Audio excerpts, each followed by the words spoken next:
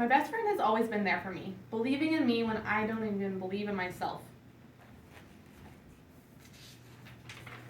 Sophia and I have only been best friends for 4 years, yet I know her inside and out. Throughout the 4 years, Sophia and I have been on too many adventures to count.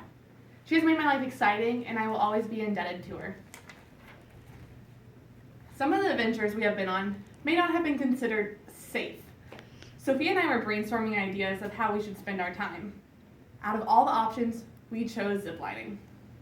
We were excited to get started. We strung rope up from her 2-story window to the tree in her backyard. I know what you all are thinking. That does not sound sturdy. You are 100% correct. We didn't have a ziplining handlebar, so we decided to use a metal bar to hold on to. I was up first. I grabbed onto the handlebar and I jumped off her roof. I didn't make it far. My jacket got caught on the metal bar and I fell to the ground. Thankfully, my jacket got the worst of the aftermath. However, I still have a scar on my hand, so I can always remember the event. Some of our adventures have not always been considered so dangerous. Once while vacationing in Alabama with my grandmother, Sophia and I decided to take a trip to the beach in Florida. While driving, the GPS lost signal and we had to ask for directions multiple times. We had to go into an insurance company and ask for help. I was quite embarrassed. If Sophia was not by my side, I would have broke down.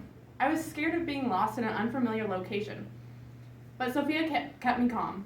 Sophia helped me see that everything was going to be fine. We eventually made it to the beach and I had one of the greatest days of my life. Even though that adventure was worrisome, Sophia and I have had easygoing adventures too. One time, while wandering around in some woods, Sophia and I came across an old house. The house was abandoned and it was packed with random items. The roof had began to cave and it had just rained, so we assumed everything in the house was going to be soaked. Sophia and I imagined the stories to go along with the abandoned house. We wondered how all the items had gotten there. The location of the house was strange. There was no driveway leading up to the house. We wondered how long the house had been abandoned. The door of the house was unlocked, but we were unable to open it because of all the overwhelming amount of stuff. We concluded that perhaps a hoarder must have lived in the house. We found strange things alongside of the house. We opened the oven and there was a cattle skull. We were quite confused. A year later, still amazed by the random house, we walked back into the woods and we could not find the house again. Maybe the house was torn down, but we will never know. Even though we can never have that adventure again, we both know that there are many adventures ahead of us. Sophia and I have had many adventures, whether it is driving to the beach, making a zip line, or even exploring the woods. 4 years of friendship may not seem like a lot of time, but we can give each other one look and know exactly what the other person is thinking.